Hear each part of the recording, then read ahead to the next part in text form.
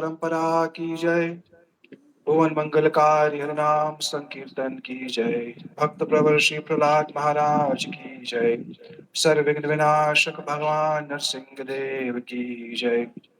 अनंत कोटि वैष्णव वृंद की जय। समागत गौर भक्त वृंद की जय। जय श्री जगन्नाथ बलदेव सुभद्रा सुदर्शन चक्र जो की जय। श्री राधा माधव जो की जय। कृष्णदाय गौर प्रेमानंदे हरि हरि हरि बोल बोल। हरे कृष्ण कृष्ण कृष्ण हरे हरे, हरे राम राम राम हरे हरे। हरे कृष्णा कृष्णा कृष्णा हरे हरे, हरे राम राम राम हरे हरे। मधुर मधुर एतत् मंगल मंगलानाम निगम कल्पवल्ली सत्फला चिद स्वरूपम सक्कगपि प्रगीतम श्रद्धया हिलयावा भृगुवरम धर्मात्रम तारयेत श्री कृष्ण नाम। जगत में मंगलोत्सव मनाने के अनेक अनेक तरीके हैं। प्राय जब जगत में कभी विवाह उत्सव की, जन्मोत्सव की बात होती है तो किसको बुलाते हैं? जब जन्मोत्सव की बात होती है, विवाह उत्सव, किसको बुलाते हैं? डीजे वाले को बुलाते हैं, नचाते हैं, गवाते हैं थोड़ा। विवाह से पहले भी नाचते हैं, विवाह वाले दिन भी फिर नाचते हैं। कौन सी ताल, कौन सी धुन पे नाचते हैं उसको मेरे को कहने की आवश्यकता नहीं, उसको मैं कहने की आवश्यकता नहीं, सब जगत जानता है। पर ऐसे विवाह उत्सव में जिसमें भगवान का आवाहन ना हो, ऐसा विवाह उत्सव, ऐसा कोई भी मांगलिक कार्य अपनी सुसफलता को कभी भी प्राप्त नहीं हो सकता है। इनकी बुद्धि में कैसे आया कि वैष्णवों को बुलाकर कीर्तन करना चाहिए? कैसे आया? क्योंकि जीवन का मूल लक्ष्य जानती हैं ये जीवन अनंत जन्मों की यात्रा का केवल एक अंतराल है। अनेक जन्म बीत गए, पहली बार मनुष्य बने नहीं। अनेक बार मनुष्य बनने पर भी किसी भी मनुष्य जन्म में बोध नहीं हुआ कि भगवान की प्राप्ति ही एकमात्र लक्ष्य है। जन्म तो अनेक बार हुआ, कैसे पता चले जन्म ने? क्या प्रमाण है इस चीज का? क्या पुनर्जन्म सिद्ध किया जा सकता है? हाँ या ना? किया जा सकता है, क्यों नहीं किया जा सकता? अगर पुनर्जन्म ही सिद्ध नहीं होगा, कि रीइंकार्नेशन को ही अगर आप प्रूव नहीं कर सकते हैं, तो भगवान के भजन करने का फायदा ही क्या है? इंस्टेंटेनियसली प्रूव होता है। शहर की एक बहुत बड़ी रेड लाइट पे, कल भी दिया था वो उदाहरण, एक बहुत बड़ी गाड़ी खड़ी है, एक बहुत धनी मानी व्यक्ति भीतर बैठा है, जिसका एजुकेशनल बैकग्राउंड भी बहुत ऊंचा है, जिसका इंटेलिजेंसिया, जिसकी बुद्धि भी बहुत ऊंची है। बाहर 45 डिग्री चल रहा है और अंदर कितना है? 20, 22, पूरे आधे का फर्क है। उसी गाड़ी के ऊपर एक व्यक्ति आकर के नॉक करता है। कौन? भिखारी। क्या बोलता है? मेरे को क्या दे दो? 10 रुपए दे दो, 20 रुपए दे दो। अब विचार करने की बात है कि जो गाड़ी के भीतर बैठा है, जो गाड़ी के भीतर बैठा है, उसको धनी किसने बनाया? और जो बाहर भिक्षुक है, उसको भिक्षुक किसने बनाया? अगर ये कहो भगवान ने बनाया तो ये तो अन्याय है। भगवान तो समदर्शी है, सबको बराबर बनाना चाहिए था। तो इसी एक छोटे से उदाहरण से ही सिद्ध हो जाता है, हेंस प्रूव्ड क्या, कि पुनर्जन्म होता है। अगर पुनर्जन्म नहीं होता तो सब लोग अलग अलग नहीं दिखते। सबके रूप, सबके आकार, सबकी बुद्धि, सबका बल, सबका वैभव अलग अलग नहीं दिखता। ये स्पष्ट प्रमाण है क्या? पुनर्जन्म होता है। शास्त्र में कहा गया, भव अपवर्ग भ्रमतो कदा भवेत तहिरच्युत सत्य समाधो सत्संगे एहि सद्गतो परावरीशे त्वयि जायते मति। श्लोक याद कर लेना, मुचकुंद के उसमें आ रहा है। संसार में अनेक बार मनुष्य बनने पर, संसार में अनेक बार इंद्र बनने पर, संसार में अनेक बार राजा बनने पर, रंक बनने पर, पशु बनने पर, कीट पतंग ये सब बनने पर, कहीं किसी को ऐसा मनुष्य जीवन मिलता है जिसमें उसकी भगवान के प्रति मति हो जाती है। सबकी नहीं होती, सबकी नहीं होती। परावरीशे त्वयि जायते मति। पर और अवर के ईश माने जो सबके स्वामी, उनके प्रति मति होती है। कैसे होती है उसके प्रति मति? सबकी क्यों नहीं होती? क्यों? क्योंकि उस व्यक्ति को शुद्ध साधुओं का संग मिल गया। मच्छर वाला संग नहीं। तो मच्छर वाला संग होता है।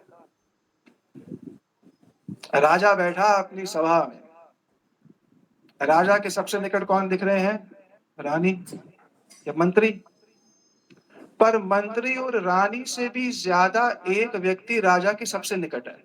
बताओ कौन? अभी तो बोला मच्छर। मच्छर क्या सबसे निकट है? पत्नी से भी ज्यादा निकट है कि नहीं? पर मच्छर क्या कर क्या रहा है? भिन भिना नहीं रहा है, कुछ और ही कर रहा है, खून पी रहा है। तो निकटता किसकी हुई? मच्छर की। पर क्या मच्छर की निकटता को निकटता कहा जाएगा? वो तो उल्टा राजा को और कष्ट दे रहा है। उसी प्रकार से ही निकट साधु के आने से मैं बदल जाऊंगा ये गारंटी नहीं। पर साधु की बात अगर मैंने मान ली तो मेरा जीवन अवश्य बदल जाएगा। सारी बात इसमें है। तो माता जी की मति क्यों हुई कि हरि कीर्तन कराना चाहिए? उसका कारण हुआ संग। संग के कारण मन में आया क्या होने वाला है? विवाह उत्सव। उत्सव शब्द का अर्थ क्या होता है? कार्ड पे लिखवाया उत्सव? किसने लिखवाया? लिखवाया होगा है? लिखा होता, प्राय लिखा होता है उत्सव। उत माने होता है उत्सर्ग। उत्सर्ग माने यहां से जीवन उठे, इसको कहते हैं उत, माने ऊपर की ओर जाना।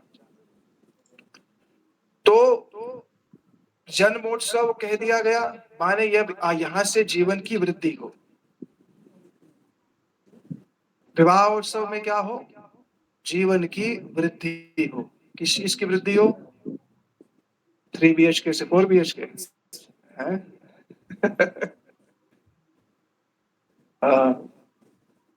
इंडियन वेकेशन से फॉरेन वेकेशंस, ये वृद्धि। हमारे यहाँ पर 16 संस्कारों का नियम है। कितनों के हुए होंगे पता नहीं, पर फिर भी कह देता हूँ। अब रिवर्स तो हो नहीं सकता, जिसके नहीं हुए नहीं हुए, पर आने वालों के कर लेना ऐसे। सबसे पहला संस्कार बताया गया गर्भ आधान संस्कार। माता और पिता संतान उत्पत्ति से पहले भगवान से और गुरु से प्रार्थना करते हैं कि हम एक जीव को इस जगत में लाना चाहते हैं। किसके लिए लाना चाहते हैं?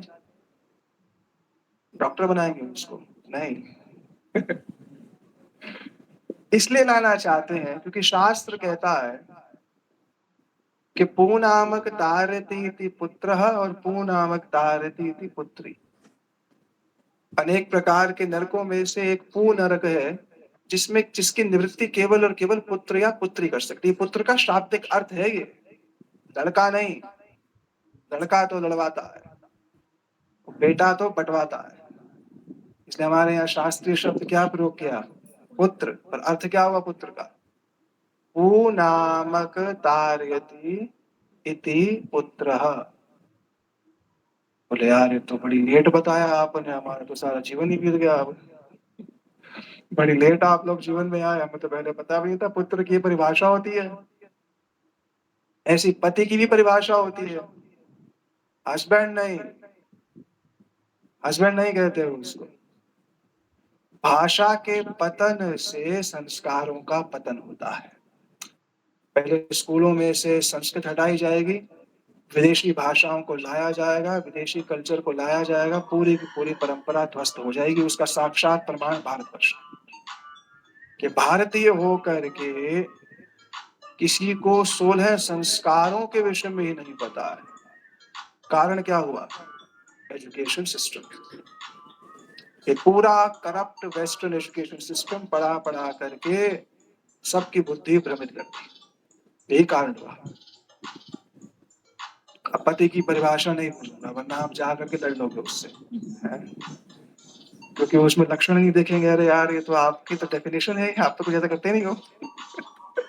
पर बता देता हूँ फिर भी, जिनके पति होने वाले हैं उनके लिए, विवाह किसका? दीदी का होना है ना, उनके लिए मुख्य बातें हैं सारी। जिनके हो गए हैं अब उनका तो हो ही गया, फिर हो ही गया, बेचारे क्या करें हमको। प पालन करती त तारण करती इति पति। प पालन करती, शरीर का पालन करेगा। जो वस्तु शरीर को चाहिए उसको प्रदान करेगा, मन को जो वस्तु चाहिए उसको प्रदान करेगा। पर ये आधी परिभाषा है, ये हाफ डेफिनेशन है। फुल डेफिनेशन क्या है पति की? है जो तारता है। त शब्द जो है, त वर्ण जो है, त वर्ग जो है वो तारण के लिए, माने मैं इसको स्वीकार रहा हूं और ये मुझको स्वीकार नहीं। अच्छा ये बताओ किस किस को 7 फेरों के मंत्र याद है? सबने लिए 7 फेरे के नहीं लिए? लिए कि नहीं लिए? लिए तो थे।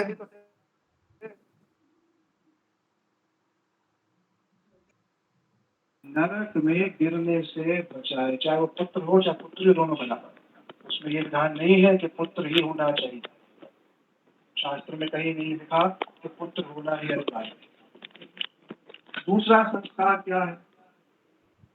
अब बालक गर्भ में आ गया, 4 महीने हुए, 4 महीने के अंतर्गत गर्भ की रक्षा हो। गर्भ की रक्षा हो, कैसे रक्षा होगी? बालक गर्भ में है, कोई माता उसको बाहर से कुछ खिला सकती है? बालक का रोदन माता सुन सकती है भीतर? नहीं सुन सकती। तो इसीलिए उसको बाहर से गीता और भागवत सुनाई जाती है कि तू जीवित रहे अंदर। दूसरा संस्कार है। तीसरा संस्कार है गर्भाधान, और दूसरा कहते हैं पुंसावन संस्कार। पुंस माने होता है पुरुष या स्त्री या माने मनुष्य। उसकी उस 4 महीने में रक्षा होगी। जो डॉक्टर्स भी क्या कहते हैं कि 4 महीने सबसे ज्यादा क्रिटिकल है, अगर ये पास कर जाओगे तो ठीक है। विज्ञान तो पीछे बोल रहा है ना, हम तो पहले बोल रहे हैं इस बात। तीसरे महीने में और तीसरा संस्कार आ रहा है सीमंतोन्नयन संस्कार। सीमंत होती है मांग। 7वें 8वें महीने में पति जो है वैदिक मंत्रों के माध्यम से स्त्री की मांग में सिंदूर भर के कहता है कि अब आप बिल्कुल जन्म के निकट आ रही हैं और बहुत कठिन समय है आपके लिए। सीमंतोन्नयन संस्कार। चौथा जात कर्म संस्कार। संस्कार शब्द का अर्थ क्या होता है?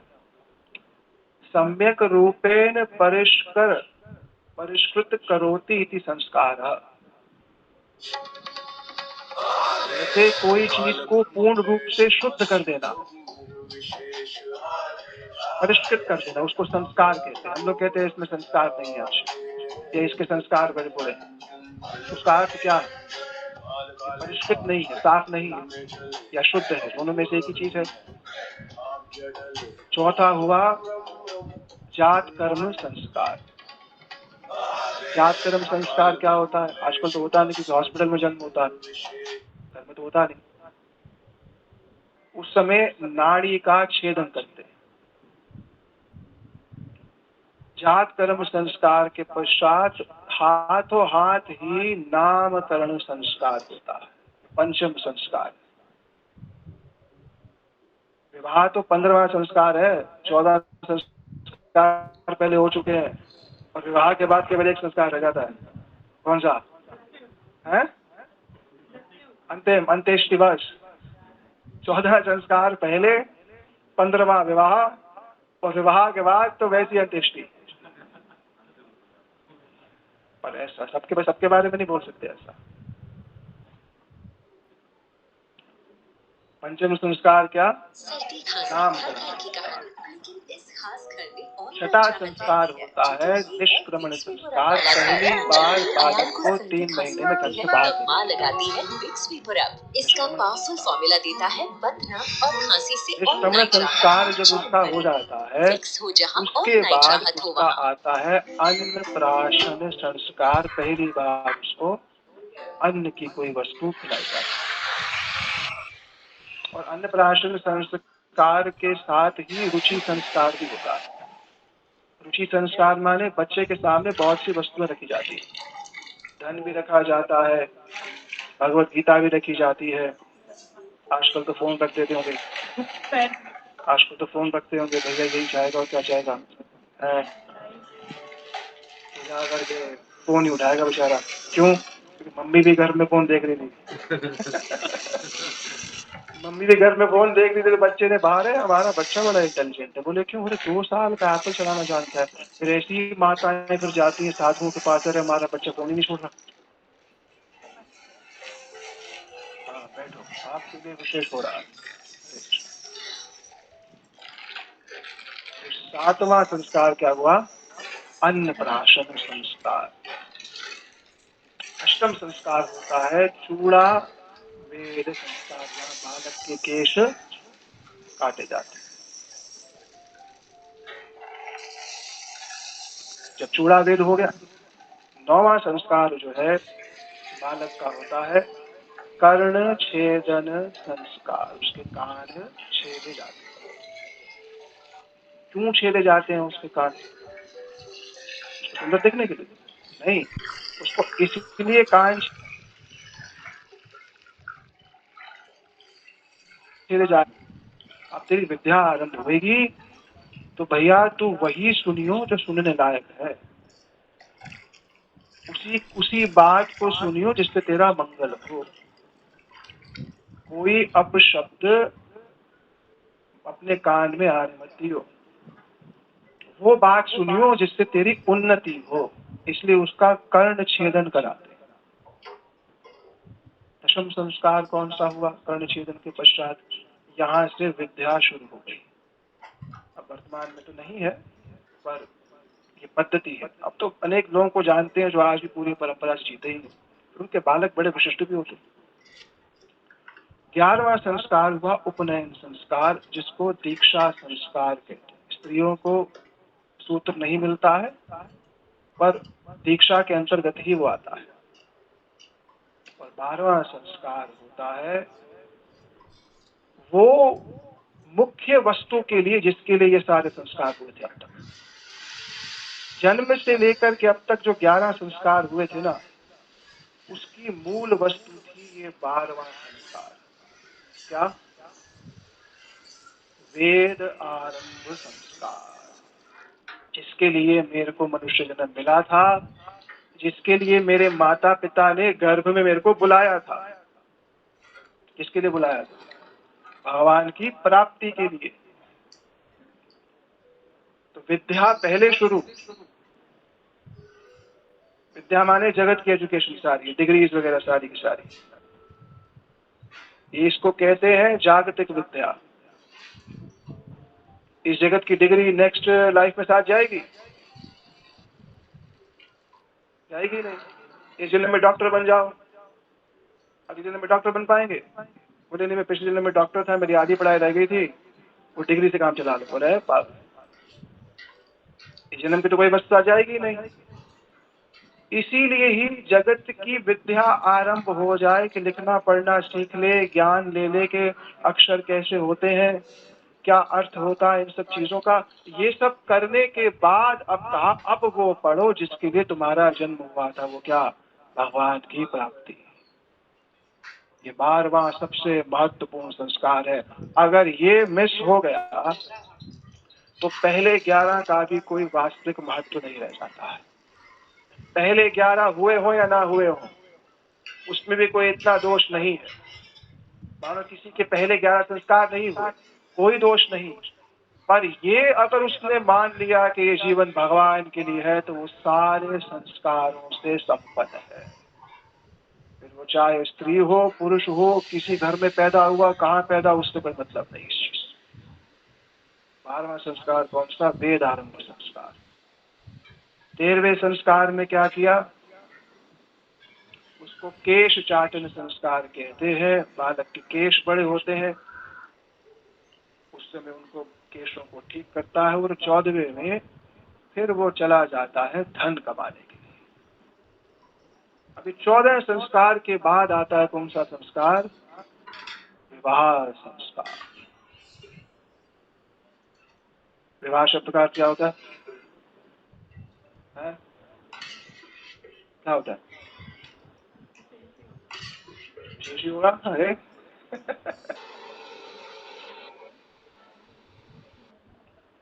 भी है उपसर्ग, भी है उपसर्ग। आह मतलब होता है बुलाना। किसको बुलाना? एक भगवान को बुलाना कि प्रभु आप मेरे जीवन में एक ऐसा वर भेजिए,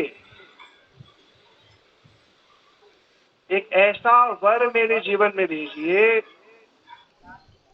जो मेरे को केवल ये शरीर ना देखे,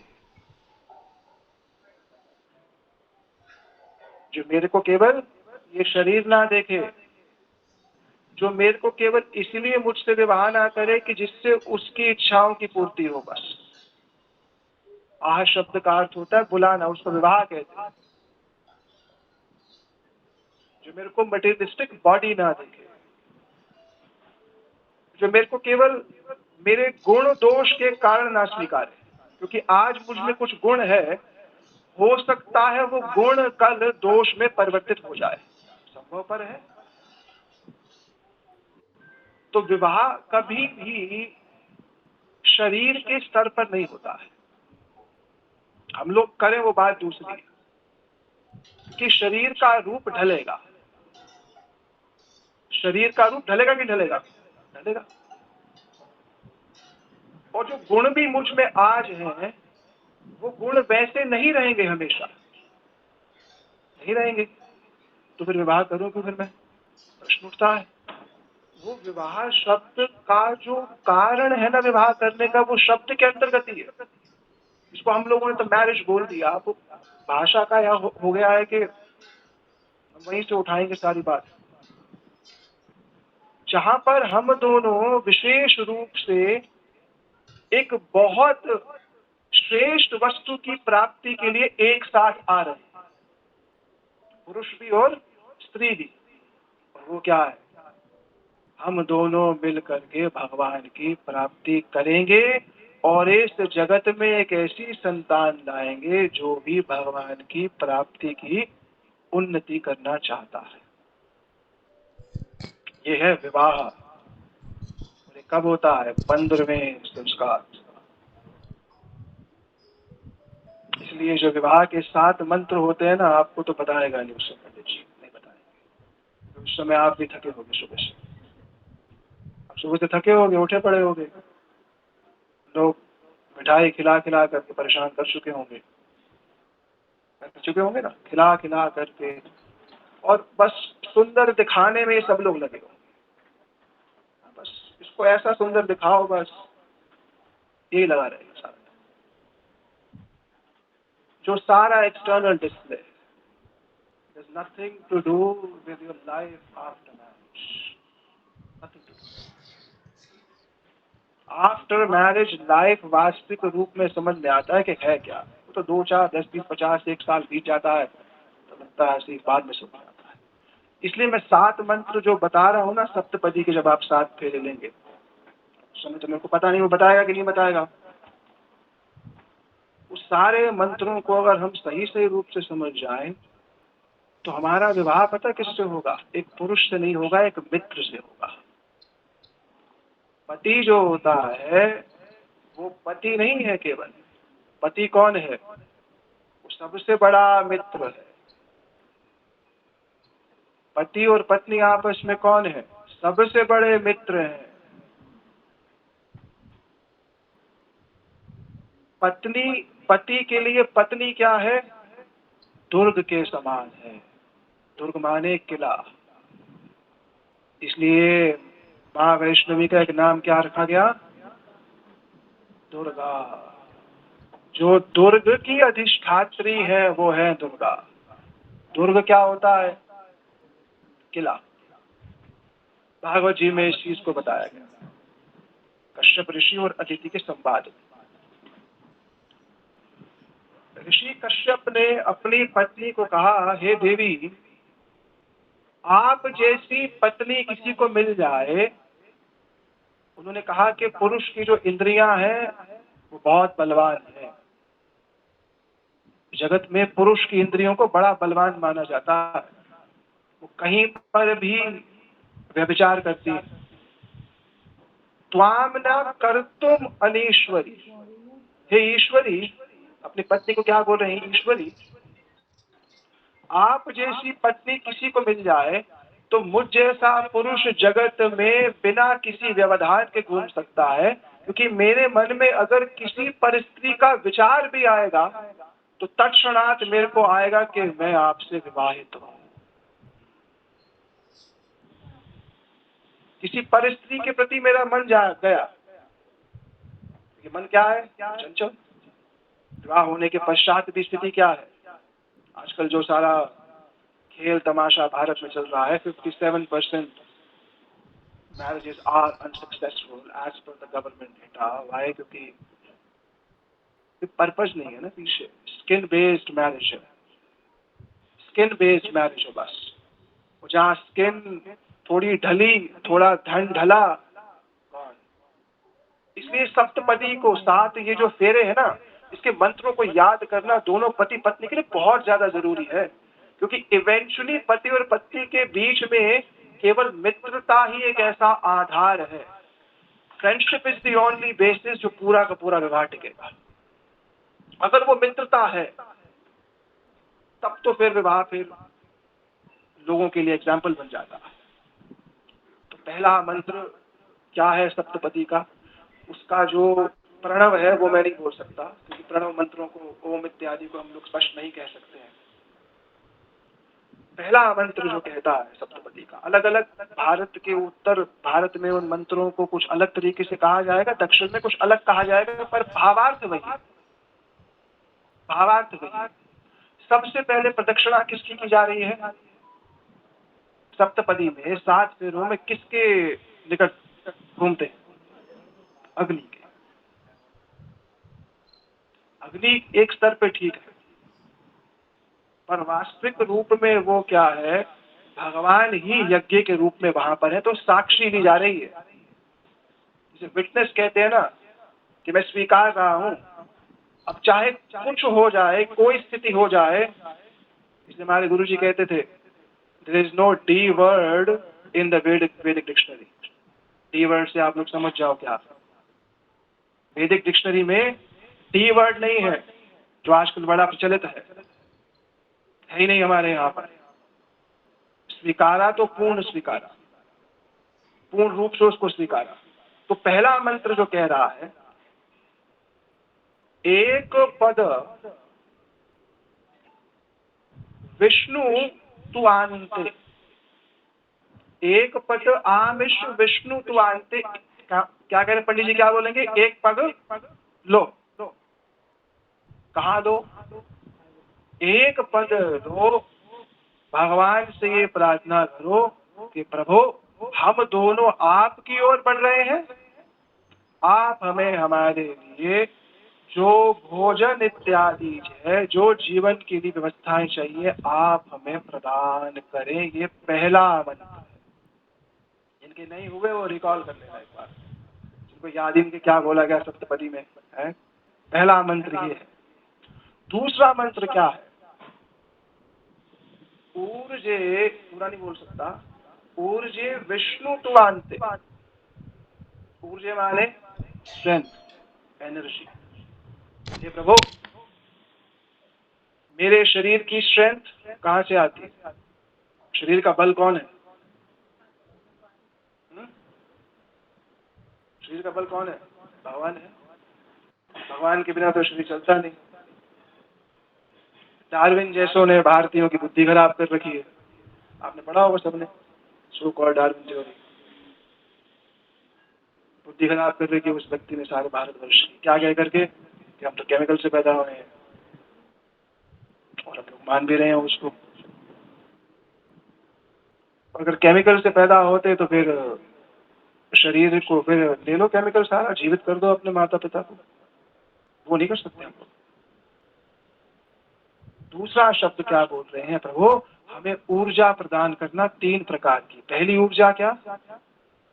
शारीरिक। दूसरी ऊर्जा क्या? मानसिक।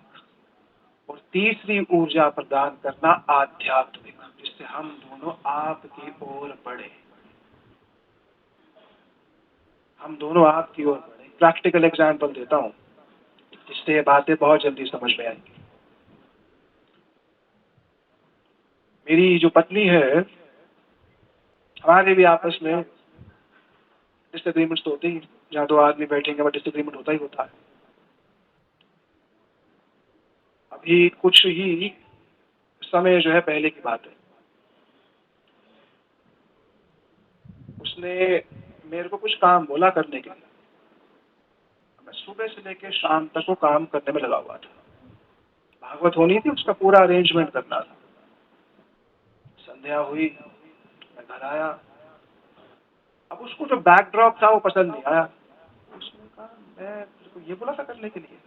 मैंने कहा मैं सुबह से एक पैर पर खड़ा होकर के 9 बजे से वहां खड़ा हूँ धूप के अंदर, और तू यहाँ बैठ करके मेरे को भाषण दे रही है कि ऐसा नहीं वैसा नहीं है।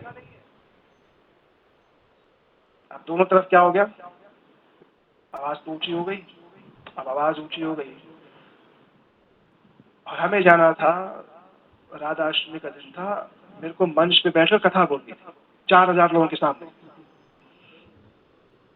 अब स्थिति देखो, बाहर 3-4 हजार लोग बैठे हैं, मेरी मन की स्थिति क्या? झगड़ा हो गया यार। तो मैंने कहा चलना है। दरवाजा बंद, मैं नहीं जा रही। बस सारा घर सन्नाटा, साइलेंस।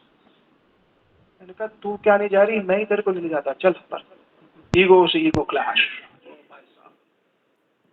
यही होता है, कुछ नहीं है। क्षमा मांगने से बड़ी से बड़े व्यवधान दूर हो जाते हैं। हम लोग क्षमा मांगने में क्या कहते हैं? अरे यार मैं क्यों क्षमा मांगू, मेरी क्या गलती है? अरे गलती नहीं है तो भी मांग लो। गलती ना हो तो मांग लो, क्या हो गया? अब 15 मिनट हो गए, मैंने कहा यही आएगी क्षमा मांगने, मैं क्यों जाऊँ? मैं क्यों जाऊंगा अंदर यार, मेरी क्या गलती है? जब मैं सुबह से खड़ा हुआ हूँ, मेरा क्या फॉल्ट है इसमें? 15 मिनट नहीं आई यार, नहीं चल लेता हूँ। अब मैं 2 कदम 3 कदम चला, दरवाजा खोला मैंने थोड़ा सा, तो मेरी फॉल्स ईगो ने कहा अरे तू क्यों क्षमा मांगेगा? मैंने दरवाजा फिर बंद कर दिया, फिर बैठ गया। ऐसा झगड़ा अंदर। अब वो नहीं आई तो आधे घंटे बाद नहीं गया। मैंने जूं ही दरवाजा खोला वहीं से बोली छोड़ यार, परे कर, चल चलते। वो झगड़ा घंटों तक हो सकता था, दिनों तक हो सकता था, और होते हैं, ऐसा नहीं कि नहीं होते, घंटों घंटों तक हो सकता था, दिनों तक हो सकता था, पर मैक्सिमम उसकी ड्यूरेशन कितनी रही? 15-20 मिनट। क्यों? क्योंकि हमने कहा चलो यार रहना तो साथ ही,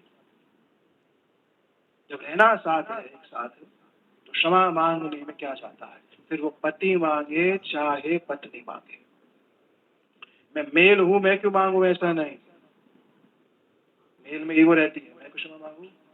और कारण यही रहता है, दोनों में से कोई भी अपने अगर ईगो को सैक्रिफाइस कर दे तो काम बहुत आसानी से बन जाएगा, इतनी बड़ी बात नहीं। दूसरा क्या बोला? ऊर्जा देना। तीसरा मंत्र क्या बोला?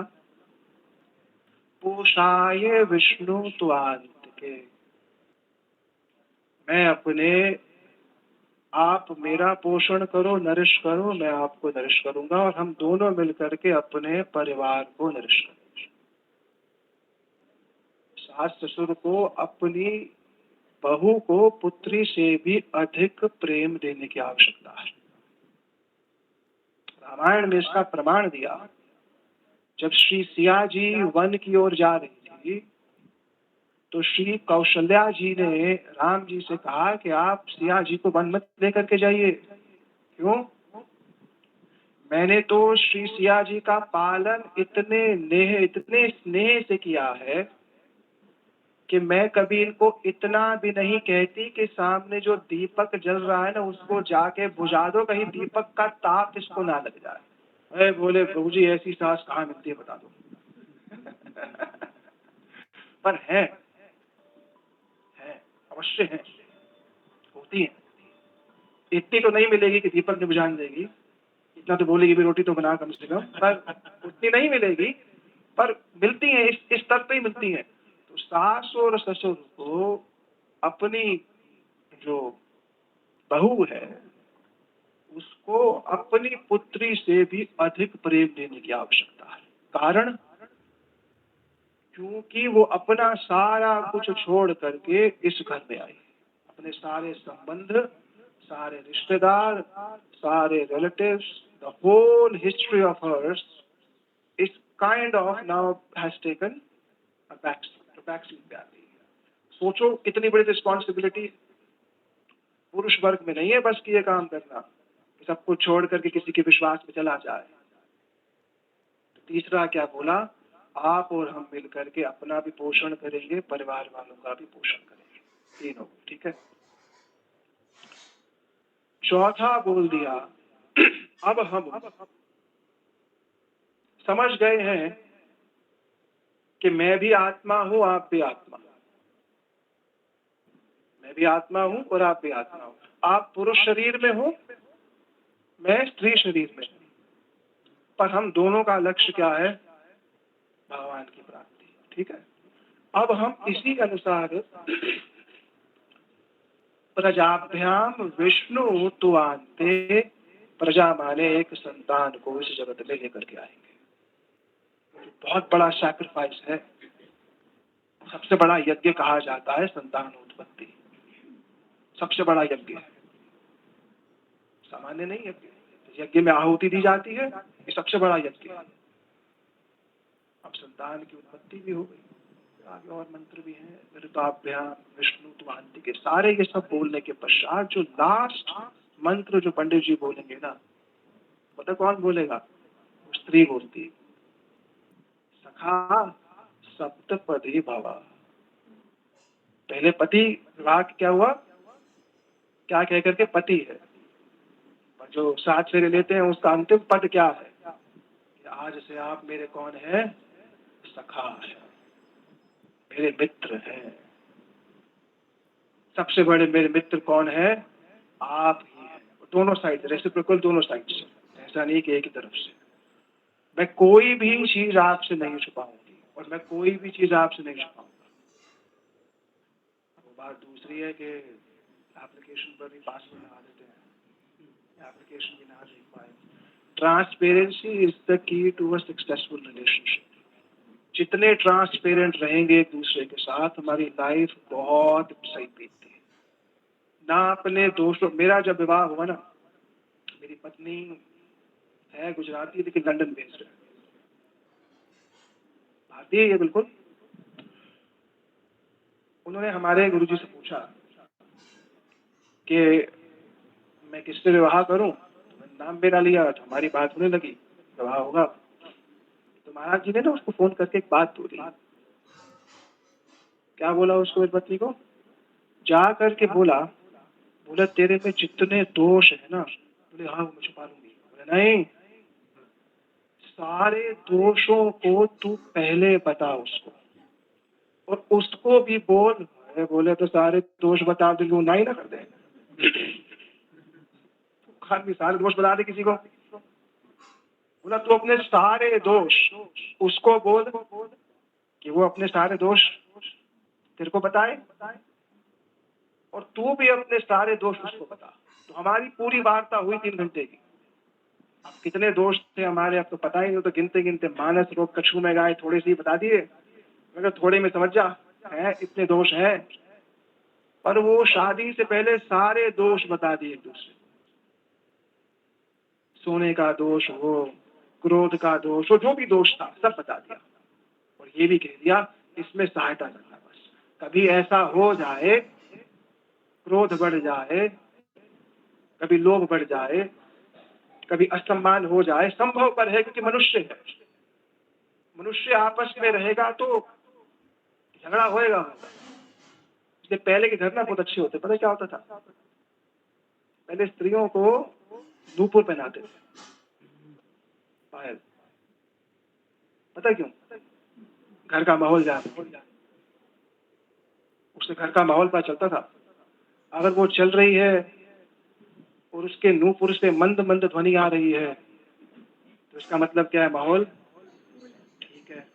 अगर चल रही है धक धक करके गुस्से में जा रही है, तो उससे पता चलता था कि भैया मामला थोड़ा गड़बड़ है। तो वो नूपुर पहनाए जाते थे प्राय इसके लिए, भैया इसका मूड क्या है घर का, वो स्त्री के नूपुर से पता चलता था। आजकल एक और तरीका है, नूपुर तो पहनते हैं तो वो ऐसा पहनते तो उसकी ध्वनि नहीं होती है। आजकल नया तरीका है, पता है क्या, किचन का सिंक।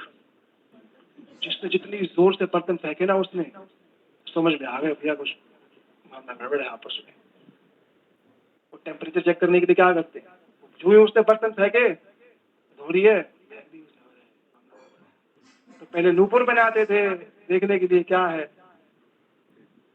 अब किचन का सिंक है। हाँ ले भाई, इतना नहीं करता कोई, तेरे साथ करते होंगे इतना कोई नहीं करता। पर हाँ, जैसा भी हो, तो ये सप्तपदी के 7 मंत्र और 16 संस्कार की बात कही मुख्य रूप से।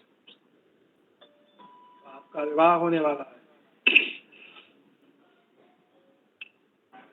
इतना ही कि बस भगवान को मध्य में रख करके अपना जीवन जियो।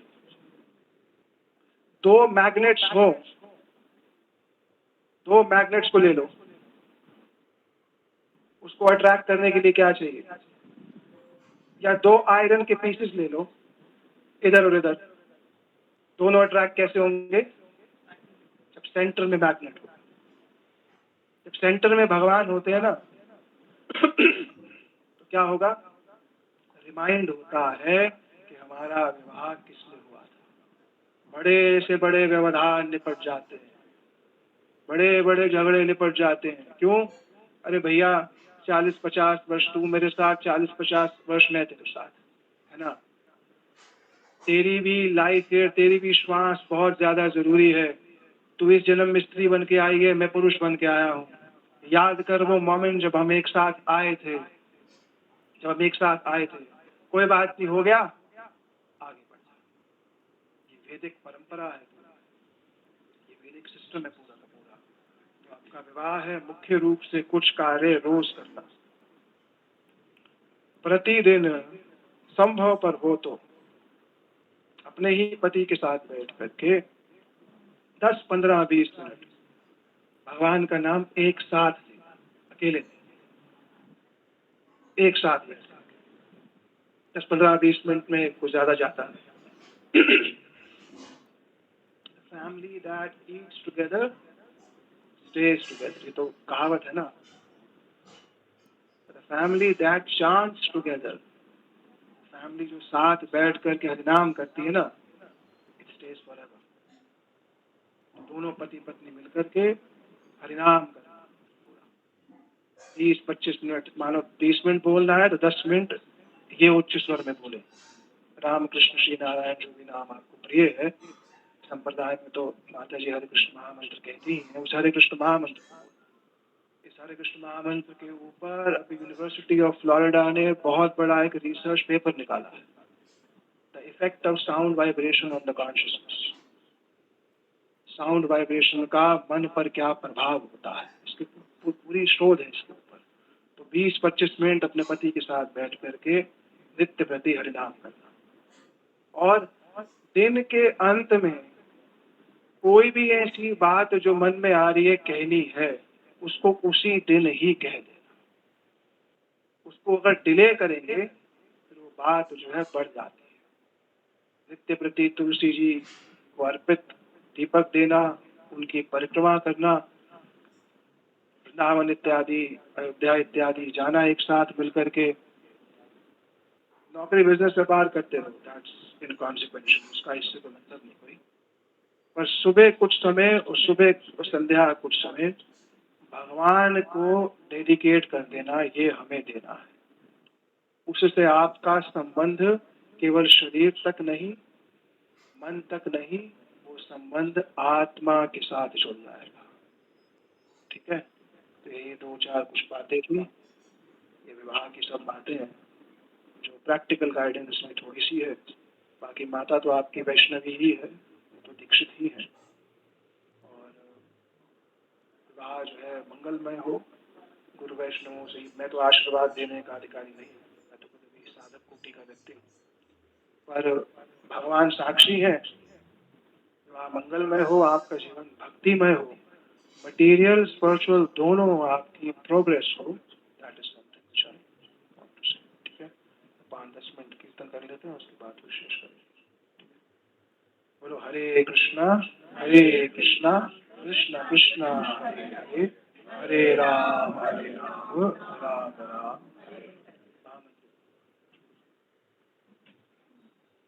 बोलो वृंदावन बिहारी लाल की जय। बोलो जय जय श्री राधे। हरे कृष्णा कृष्णा कृष्णा हरे हरे, हरे राम राम राम हरे हरे, हरे कृष्णा कृष्णा कृष्णा हरे हरे, ओ हरे राम राम राम हरे हरे। बोलिए एक साथ, ओ हरे कृष्णा कृष्णा कृष्णा हरे हरे, हरे राम राम राम हरे हरे, हरे कृष्णा कृष्णा कृष्णा हरे हरे, हरे राम राम राम हरे हरे, हरे कृष्णा कृष्णा कृष्णा हरे हरे, हरे राम राम राम हरे हरे, हरे कृष्णा कृष्णा कृष्णा हरे हरे, हरे राम राम राम हरे। एक साथ ताली रखे, हरे कृष्णा कृष्णा कृष्णा हरे हरे, ओ हरे राम राम राम हरे हरे, हरे कृष्णा कृष्णा कृष्णा हरे हरे, ओ हरे राम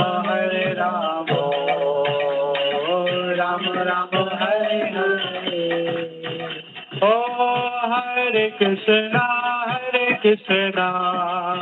कृष्ण कृष्ण हरे हरे हरे राम राम राम हरे हरे हरे कृष्णा कृष्ण कृष्ण हरे हरे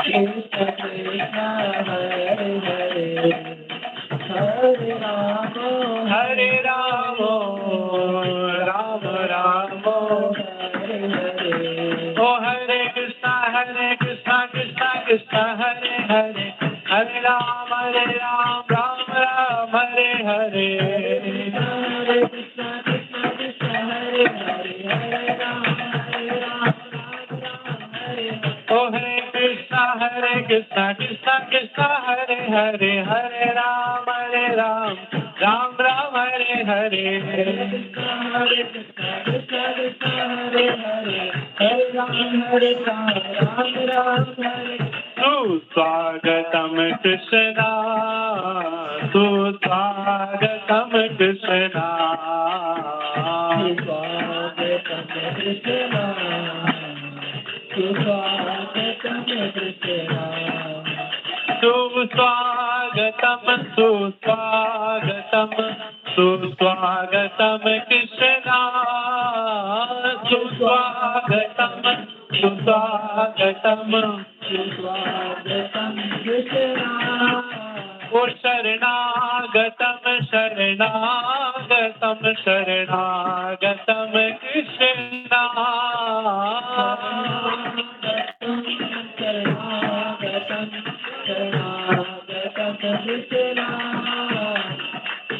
बैठे बैठे कीर्तन करोगे खड़े हो जाएंगे उत्सव शादी वाला कीर्तन घर है ना खड़े हो जाइए एक साथ बोलो राधे राधे गोविंद हो गोविंद गोविंद राधे राधे राधे जी खड़े हो जाइए सर्कल बना लो एक छोटा सा राधे हाँ राधे राधे गोविंदा गोविंद गोविंद राधे